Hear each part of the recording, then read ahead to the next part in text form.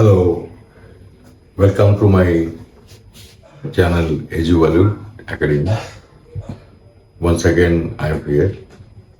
आज मैं आपको कल कहा था कि मैं आपको आज कुछ समीकरण जो linear equation in two variables और क्वाड्रेटिक इक्वेशन का जो स्टेटमेंट का क्वेश्चंस है ये हम आज कोशिश करेंगे समझने की और उसे हल करेंगे।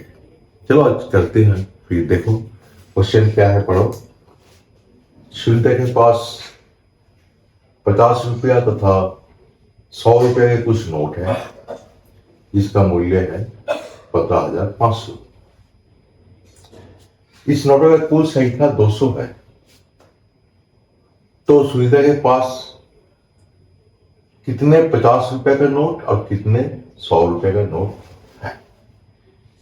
Sunita has ₹50 and ₹100 notes of ₹15,500. If the total number of notes is 200, find the number of notes of each denomination.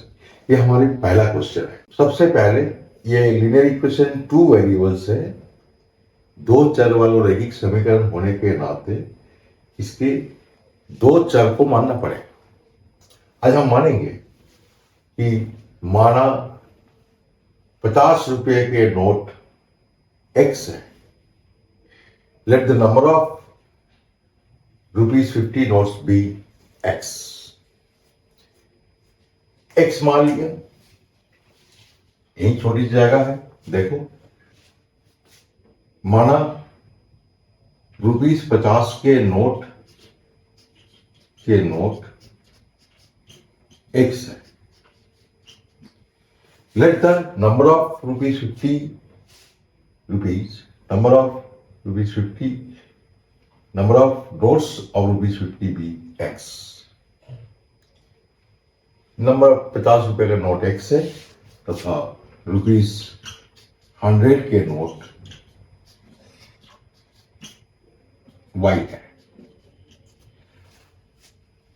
आपको पता है कि नंबर ऑफ नोट्स से उसकी डिनोमिनेशन को अगर मल्टीप्लाई करूंगा तो टोटल नोट्स मेरे पास कितनी है ये पता होगी।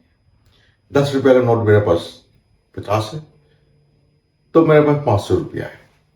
50 × 10 500। तो इससे आपको दो इक्वेशन बन जाएगी। जैसे यहां पे दिया है कि टोटल जो पैसे है ये 15,500 है। 50 रुपए अगर x नोट है तो 50 रुपए का कितने पैसा है 50 × x, प्लस 100 रुपए का y नोट है, कितने 100 रुपए के टोटल पैसे हैं y है। ये हमारा दे रखा है 15,500। राइट। आपको देखने में तो तकलीफ नहीं हो रही, छोटी बोर्ड मैं कोशिश कर रहा हूं आपको ये बताने की। अब ये भी कह दिया दो इक्वेशन होनी चाहिए। हमारे पास ये भी है कि टोटल नोट्स 200 है। Therefore, according to the number of notes, it is x plus y is equal to 200. This is the first equation, this is the second equation. हम आशा करते हैं कि आप इसको कभी लिख लिए होंगे। हम यहीं पे सॉल्व करेंगे, इसको मिलाते हैं और मैं इसको यहाँ पे सॉल्व। अब देखो हमारे पास आ गया दो इक्वेशन। 50 से इसको डिवाइड करते हैं तो ये आएगा, if I divide 50x/50 plus 100y/50, 15,500/50। ये हमारा फर्स्ट इक्वेशन है।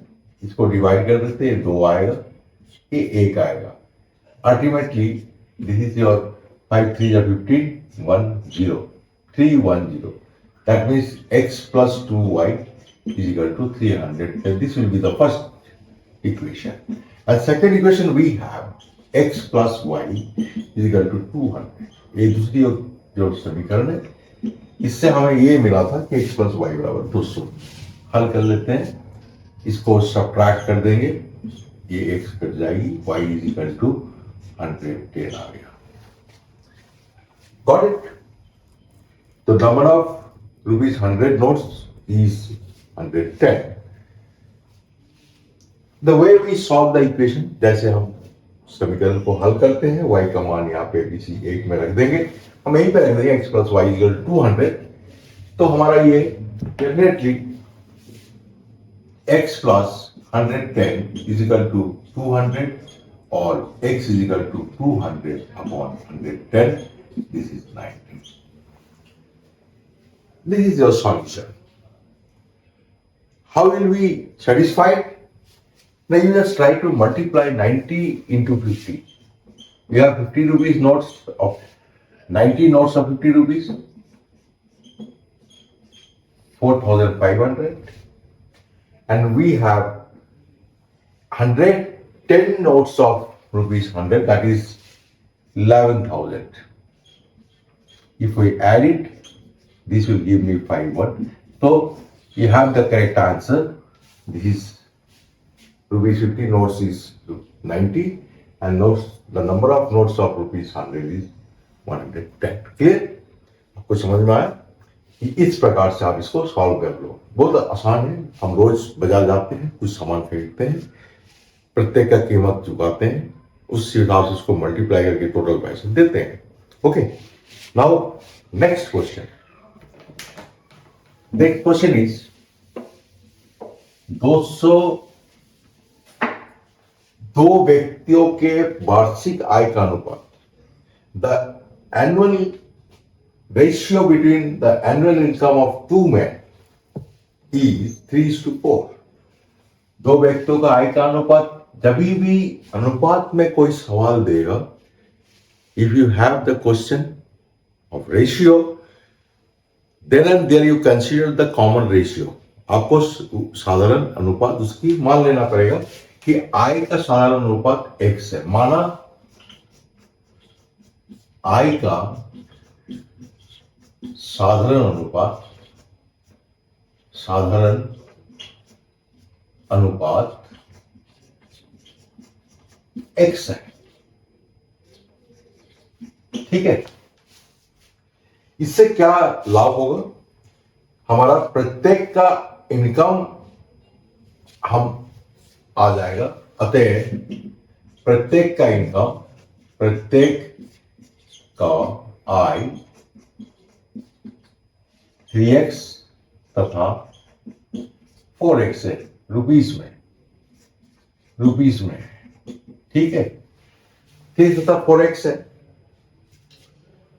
और अब हम मानेंगे let the common ratio between their annual income be x. इसकी इंग्लिश में अगर बोलूं, let the common ratio between their income be x. The way I have written. So income of each man 3x rupees and 4x rupees. Accordingly, the monthly expenditure given in the ratio. It is given in the ratio. Ratio में दिया हुआ है, अनुपात में दिया हुआ है, दोनों का खर्चा क्या करता है. फिर मान लेंगे, माना खर्चों का साधारण अनुपात, माना खर्चों के साधारण अनुपात y है. अतः प्रत्येक का खर्चा कितना होगा? नहीं, ये 5y रुपीस तथा 7y रुपीस में, in terms of rupees. Let the common ratio between their expenditure be y. Therefore, expenditure of each man rupees 5y and rupees 7y. अब हमारा जो बचत है, savings is income minus expenditure. आय को खर्चे से माइनस करो तो जो बचेगा वो बचत है।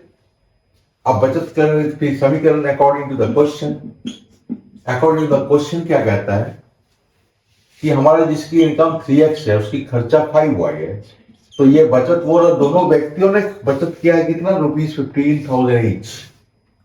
प्रत्येक ने 1500 रुपए करके बचा लिया महीना में। तो ये पहले का बचत है, ये पहले का बचत है 15,000, ये एक नंबर इक्वेशन बनेगी।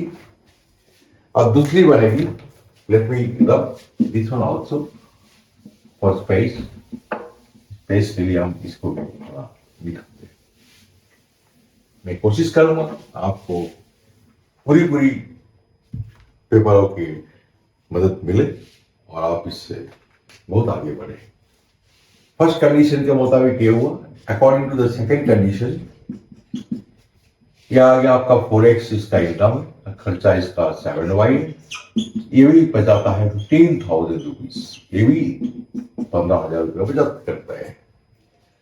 अब इन दोनों को सॉल्व कर लेंगे। Okay, now to equate this to we have to equate this to coefficients.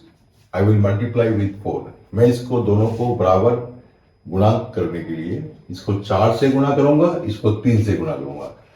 4 12x, 4 पंजा 20y, 60,000,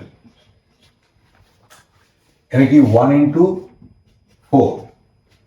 यह आ गया 3 से गुणा करूंगा, 3 चौक 12x, 21y, 45, यह हो गया 2 इंटू में 3। अब इसको माइनस कर लेते हैं, subtraction. I think you are following me, ठीक है, ठीक है, फॉलो। अब इसको ये 0 आ गया, ये प्लस y आ गया, इक्वल टू 15,000 आ गया। अब 15,000 जब ये y का वैल्यू आया तो x का वैल्यू निकालने के लिए यहां पे आ जाओ 3, क्योंकि x चाहिए हमें, क्योंकि i 3x और 4x है, हमें i पूछा गया है। What is asked? The question is for their income, and income is 3x and 4x. So for x, we will again put the y here. This is your 3x minus 5 into 15,000 is equal to 15,000. I think you are following me well. Okay, clear? That's all right.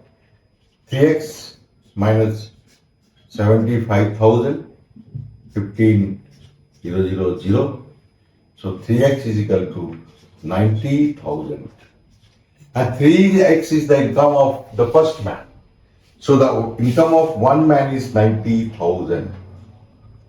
And the other one will be what? If I divide this 90,000 by 3, 90,000 को 3 से भागने से x का मान आएगा 30,000। 30,000 को 4 से गुणा करूंगा। The income of second 4 into 30,000. This is your 1,20,000 rupees income. These two are the incomes of the two men. Got it? पहले इसकी अनुपात मान लो, साधारण अनुपात। Let the common ratio between their income be x, and let the common ratio between their expenditure be y. Therefore, we will write separately their incomes and their expenditures. So now, income minus expenditure will give you the savings. This way we will have these two equations. हम इसको 2 equation बना लेंगे उसकी बचत के अनुसार और फिर सॉल्व कर लेंगे, ठीक है। Now the next question is the very important question for today. आज के लिए बहुत इंपॉर्टेंट क्वेश्चन ये है कि आप एक चीज देखो कि यदि -5 द्विघात समीकरण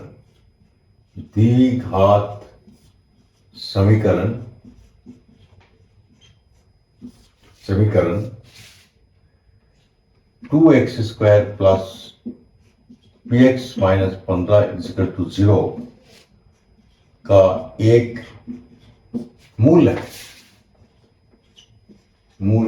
है, तथा द्विघात समीकरण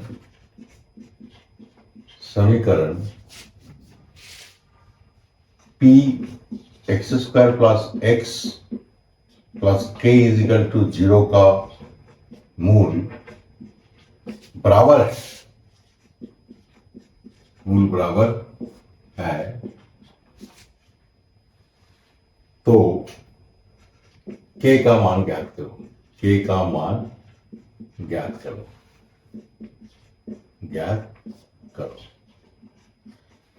Now for the English medium, English version, this if -5 is the root of the coordinate equation 2x square plus px minus 15 is equal to 0, and the roots of the quadratic polynomial px square plus x plus k is equal to 0 has equal roots. Roots of these are equal.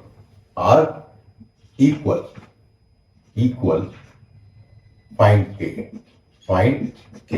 समझ में आ गया होगा आपको कि -5 इस बहुपद का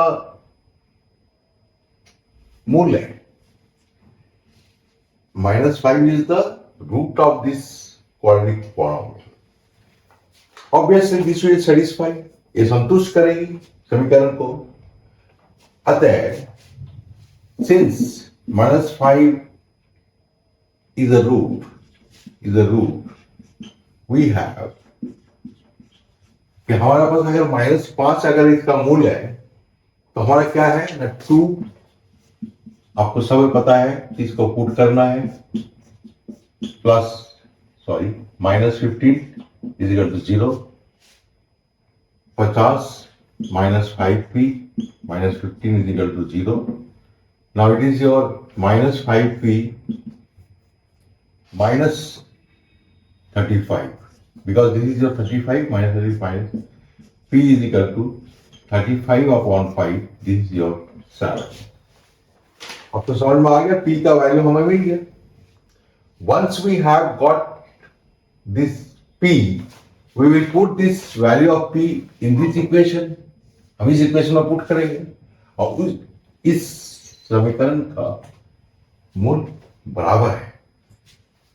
Now we have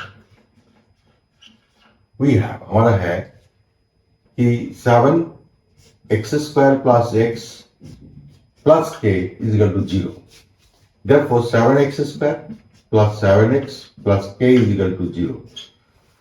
हमें ये पता है कि इस समीकरण का मूल अगर 0 है, मतलब बराबर है, if the roots of this polynomial are equal, we know b square minus 4ac. Here b is 7, a is 7 and c is k. For equal roots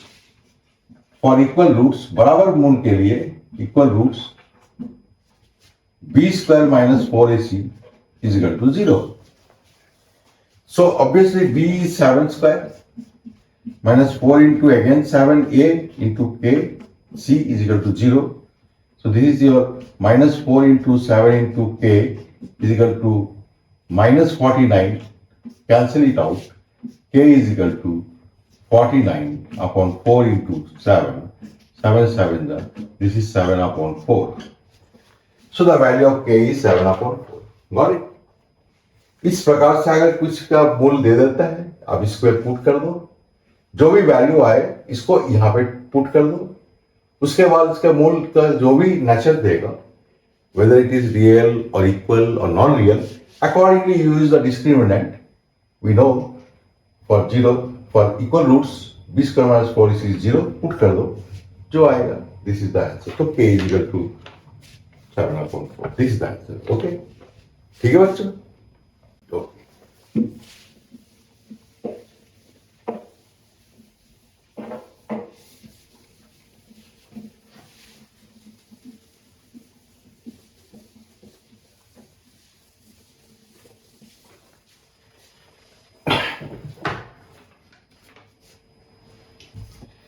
Now I will go for the nature of roots, like related to nature of roots. यदि द्विघात समीकरण, यदि द्विघात समीकरण b minus C X square plus C minus A X plus A minus B is equal to 0 के मूल बराबर है तो सिद्ध कीजिए,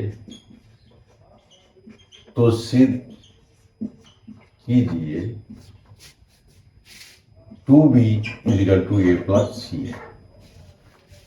Now the question you have, if the roots are equal, I mean if the roots of this polynomial are equal, just try to follow me please. Those who are in English medium, please try to follow me up. I will just repeat this question. I will translate this question into English.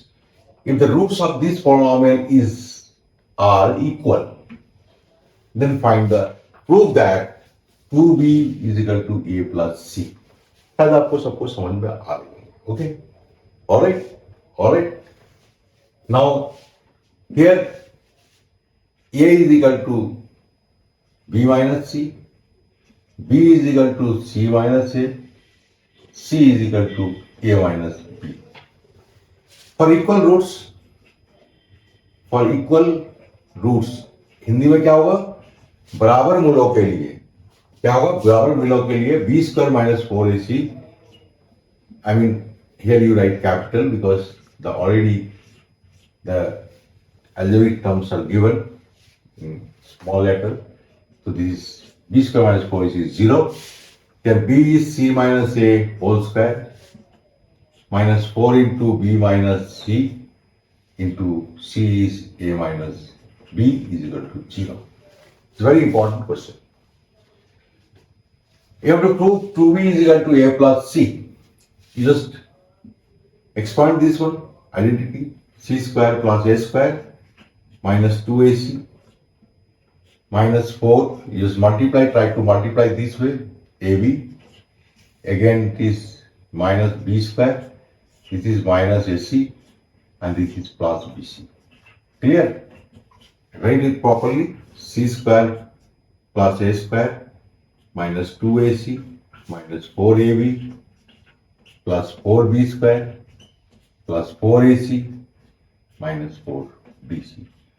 You don't forget to change the sign. All you need is minus. Before bracket, if you have minus sign, you have to change the sign of this terms. Now you see, we have to prove 2b plus a plus c. Here you have to guess. Now here you are having 3 square terms. Here you have to first guess if this will be a perfect square of either a plus c minus 2b whole square or 2b minus a minus c whole square. Accordingly, you go in the identity. You just see what I am doing. A square plus you write minus 2b whole square plus 2 into a means here c and b is here a plus 2 bc, b is here a and c is here minus 2b and again plus 2, this is your minus 2b into c is equal to 0. Now you see the thing. C square is this one, A square is this one, 4B square is this one. Now 2AC, yes, it is here 2AC. This is your 2AC, but here we are having 2AC is negative. That means somewhere it is giving me a trouble because here we should have 2AC minus because here we have 2AC minus. But that is not the case. Now here it is AC. Here it is AC. but it is here minus 4bc. Minus 4bc is here. Okay, here is the thing. Correct. This question is obviously correct. This 4ac plus minus 2ac will give me plus 2ac, and this is your 4bc. This is your 4 minus 4bc, and this is your minus 4ab. We have already earlier. So you write this. This is c plus a, c plus a minus 2b whole square is equal to 0. Therefore, c plus a is equal to 2b. Proved. I was in confusion, but the question is correct.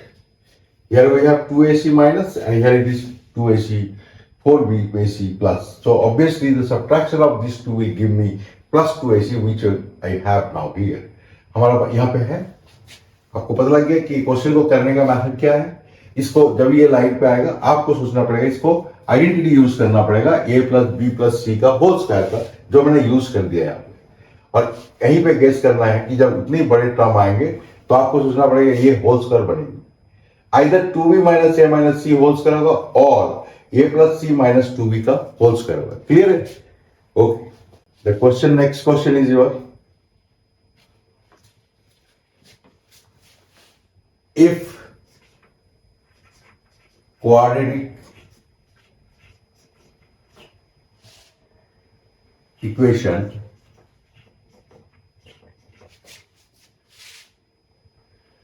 one plus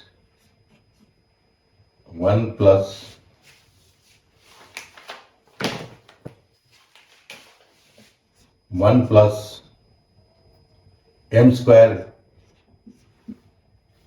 n square x square plus 2m n c x plus c square minus a square is equal to 0 has equal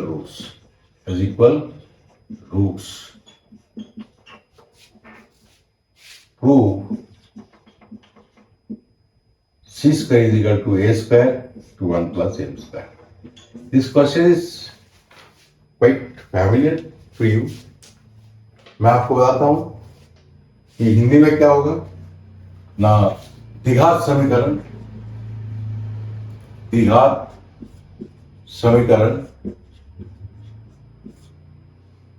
1 plus m square n square x square plus 2m n c x plus c square minus a square is equal to 0 का मूल बराबर है.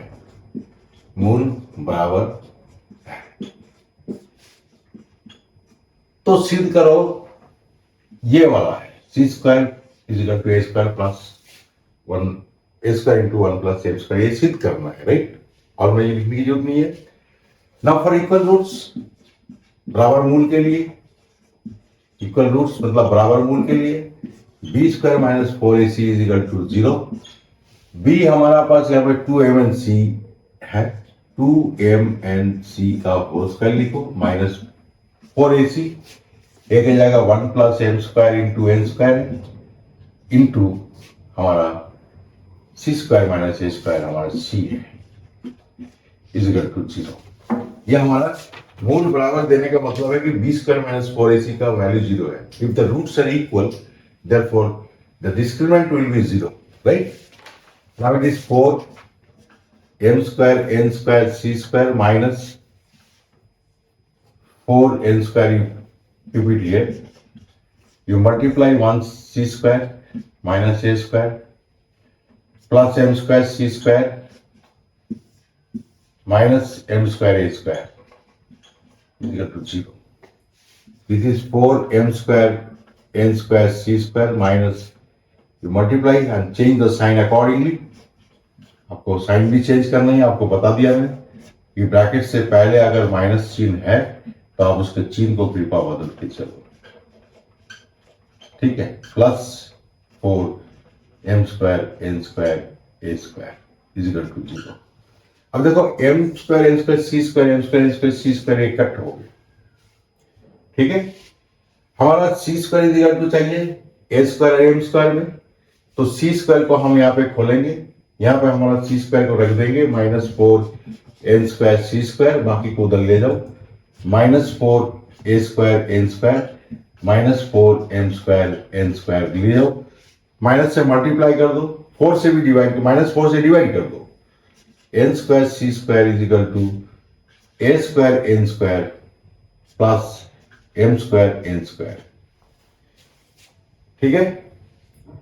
अब आपको ये आया तो हमें प्रूव करना है C square is equal to, C square is here A square into 1 plus M square, A square into 1 plus M square. अब हमारा M square N square A square है यहाँ पे, राइट, यहाँ पे मैं छूट गया था, एन स्क्वायर ए स्क्वायर है, ए भी ए स्क्वायर है। अब हम एन स्क्वायर से डिवाइड कर दो, A C square is equal to N square plus M square A square. Now you take common N square, this is 1 plus M square, this will be the proof. Clear है? इस जगह पे आपको ज्यादा ध्यान देनी है, आराम से चलनी है? बचा के रखो, सी स्क्वायर को अलग कर दो, बाकी को ले जाओ उधर, फिर देखो आपने आप प्रूव हो जाएगा इजीली। ओके, अब ये दिया है द्विघात समीकरण, द्विघात समीकरण, द्विघात समीकरण X square -5x plus 3k minus 3 is equal to 0 के मूल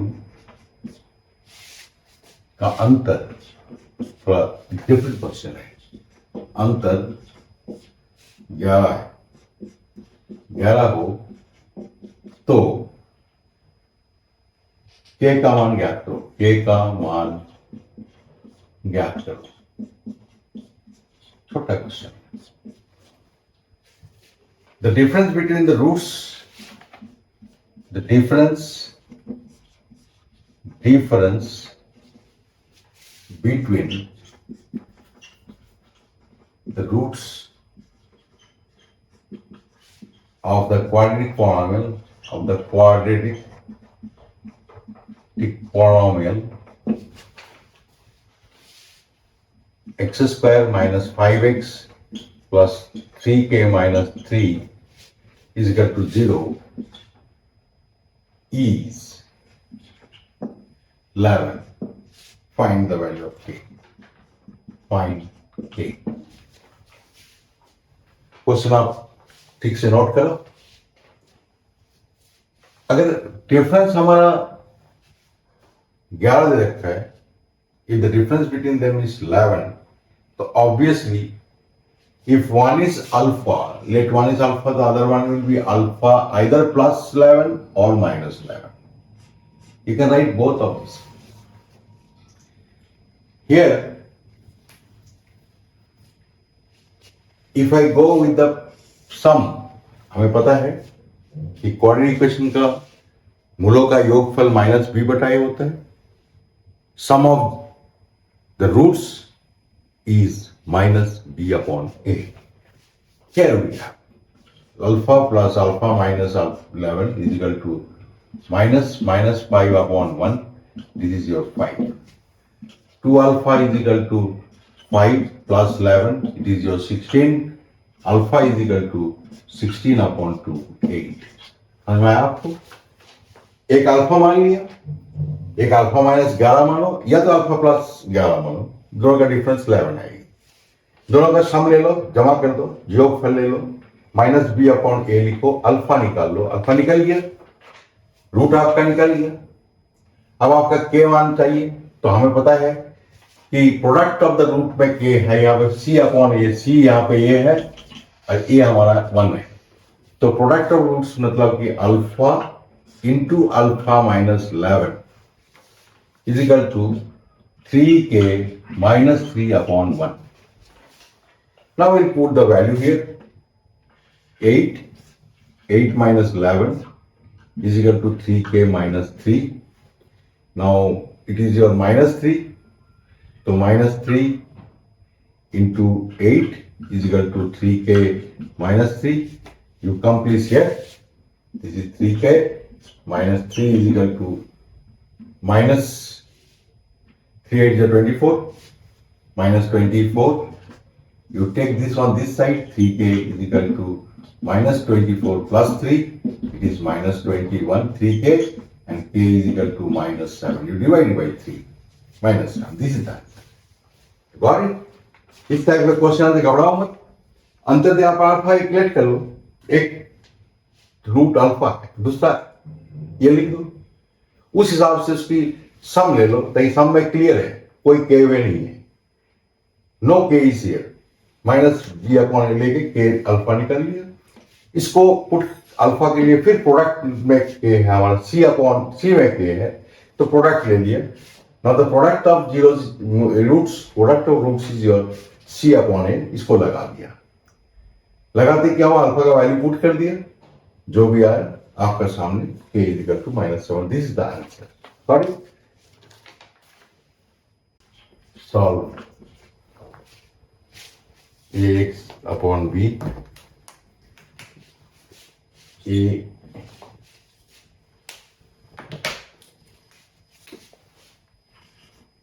ax upon b minus by upon a is equal to a plus b. और एक इक्वेशन হচ্ছে ax minus by, ax minus by is equal to 2a. Now we have to solve these two equations. I will just go with the equity coefficient, that is better, because ax is already here and b is not here, so I will divide this equation by b. I will divide, मैं दूसरी समीकरण को b से भाग दूंगा. Now it is a upon bx minus b upon by is equal to 2ab upon b. B cancels. Ultimately, the second equation comes to this stage, a upon bx minus y is equal to 2a. दो number. You just write the first equation, a upon bx minus b upon ay is equal to a plus b. First equation. Now subtract, sign change the sign, cancel हो गया. एक आपका y common ले लो, ये -1 plus b upon a is equal to a minus b. Now it is y is equal to y into minus a plus b upon a is equal to a minus b upon 1. This is b minus a and this is a minus b. Obviously, if I cut these two, this is your -1. So y is equal to minus a is the answer. This way you try to solve this equation. Okay. Once we have minus a here, I will put this equation in equation number 2. Equation number 2, ax minus b into minus a is equal to 2ab. ax is equal to 2ab. This will be plus ab minus ab. So this is your ab. Ax is equal to ab. A gets cancelled. X is equal to b. This is the solution. Y is equal to minus a. X is equal to b. This way you just try to solve this type of equations. Okay. k किस मान के लिए k किस मान के लिए 4 minus k x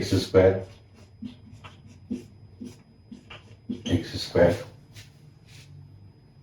plus 2k plus 4 into x plus 8k minus 1, 8k plus 1 is equal to 0. एक संपूर्ण वर्ग है. एक संपूर्ण वर्ग है, एक संपूर्ण वर्ग है. For what value of k this coequation is a perfect square? For what value of k? For what value of k? For what value of k the quadratic polynomial 4 minus k x square plus 2k plus 4 x plus 8k plus 1 is equal to 0 is a perfect square. I think you know already. If this will be a perfect square, then definitely it will have equal roots. अगर इस पूर्ण वर्ग होगा, संपूर्ण वर्ग होगा, तो इसकी मूल बराबर होगा, और मूल बराबर होगा तो b square minus 4ac 0. Now b square minus 4ac 0 लिखना here in this case, होगा परिस्थिति क्वेश्चन के accordingly b square minus 4ac is equal to 0. b square minus 4ac, b square minus 4ac is equal to 0. b square minus 4ac is equal to 0. अब b हमारा क्या है? 2k plus 4 whole square minus 4a क्या है? 4 minus k, और c क्या है? 8k plus 1. 8k plus 1 is equal to 0. Now expand this one. 4k square plus 2 to the 4, 4 4 is 16k plus 4 का square 16 minus 4 32k plus 4 minus 8k square minus k is equal to 0. Ultimately what we have 4k square plus 16k 4k square 4k square plus 16k plus 16 minus 4 to the 8, 4 to the 12k minus 16 plus 32k square plus 4k. Here you don't forget to change the sign since we have minus sign here. Now 32 plus 4k square is your 36k square, right? 36k square. This is your 16. That means 1 2 minus 1 1 2 plus 4. That means 16 plus 4 20. If I subtract 20k from this one, this will give me minus 108k, and this is 16 get cancels out. Now it is your 0. You take the 36k common. This is your k minus 3. This is your 0. So k is 0, maybe k is 0 or k is equal to 3. This is the answer. This is the answer. K is equal to 0 or k is equal to 3 for this equation. Now I will quick give a revision of Thales theorem. The quick revision of Thales theorem is very simple, because you know, if a line is drawn parallel to the one of the sides of a triangle, if I draw ABC, suppose ABC is a triangle, and we are drawing a parallel line EF. EF is parallel to BC. Then it intersects AB and AC at two distinct points. This is E and F. You know all. आपको सबको पता है कि एक त्रिभुज का एक भुजा का समांतर खींची गई रेखा अन्य दो भुजाओं के जिन बिंदुओं पर प्रतिच्छेद करती है उन्हें समान अनुपात में बांट देता है। ये divides them in the same ratio. अब ये करने के बाद हमारा दिया है, गिवन में लिखना पड़ेगा, ट्रायंगल एबीसी में ईएफ समांतर बीसी है। In triangle ABC EF is parallel to BC. To prove AE upon EB, to prove AE upon EB, AE upon EB is equal to AF upon FC. This is well known to you. आपको सबको ये बात पता है और मैं पहले भी आपको समझा रखा हूँ और आपको पता भी होगा कि कैसे होती है। यहाँ पे क्या करना है कि एक परपेंडिकुलर यहाँ ड्रॉप करो, रचना कंस्ट्रक्शन, एक परपेंडिकुलर यहां ड्रॉप करो, कंस्ट्रक्शन हो गया, और बी एफ को ई सी को ज्वाइन करो। फिर एक थ्योरम हमारा आसान हो जाता है। कैसे? ना यहां पे एक पॉइंट लिख दो एम और यहां पे एन लिख दो, ताकि F M perpendicular to A B और N perpendicular to A C drawn कर लिया। एफ एम एक रचना करनी जरूरी है। रचना से हमारा क्वेश्चन का जो भी थ्योरम होता है रचना के ऊपर डिपेंडेंट है। ये रचना बहुत जरूर आप पता करके रखो।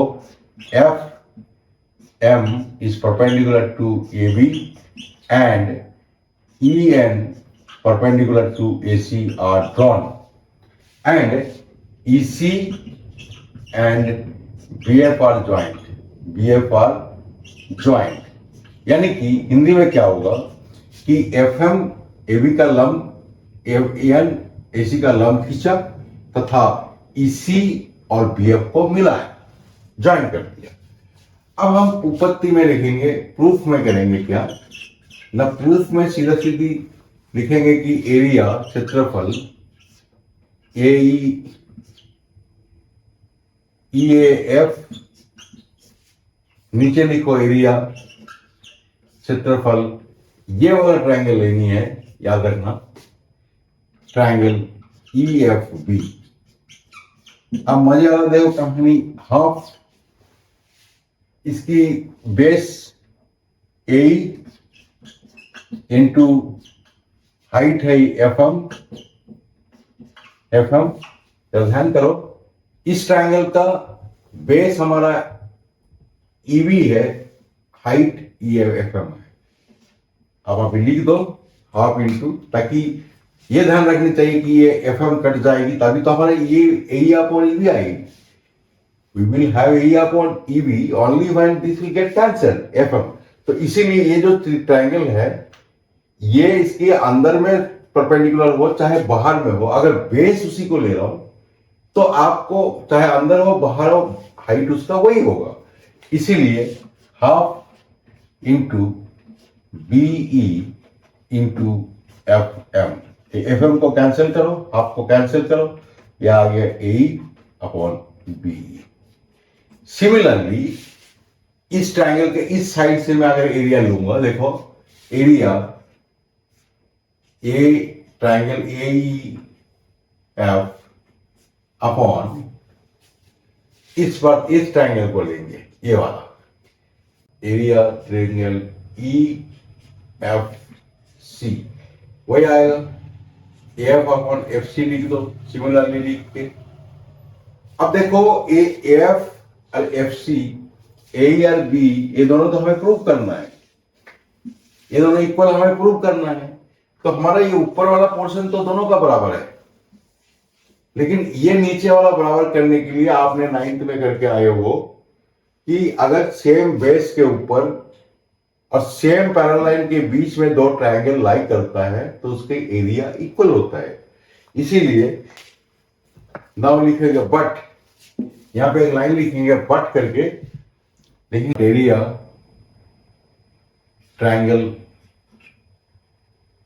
F E F B is equal to area triangle E F C. यहां पे रीजन देना पड़ेगा, on the same base EF and between EF parallel BC। देखो एक चीज ध्यान करो, ये थ्योरम बहुत आसान है। यहां पे परपेंडिकुलर ड्रॉप कर दो, इसको ज्वाइन कर दो, फिर इस छोटे ट्रायंगल का एरिया इस इधर वाला जो एरिया है इस ट्रायंगल का एरिया के साथ रेशियो ले लो। हाफ इंटू बेस, तो इसको लिखो दोनों में, हाइट को दोनों को सेम लिखो। ऐसे इधर भी दोनों को सेम लिखना, लेकिन सिमिलरली लिख देंगे ताकि हमें डायरेक्ट ये मिल जाएगा।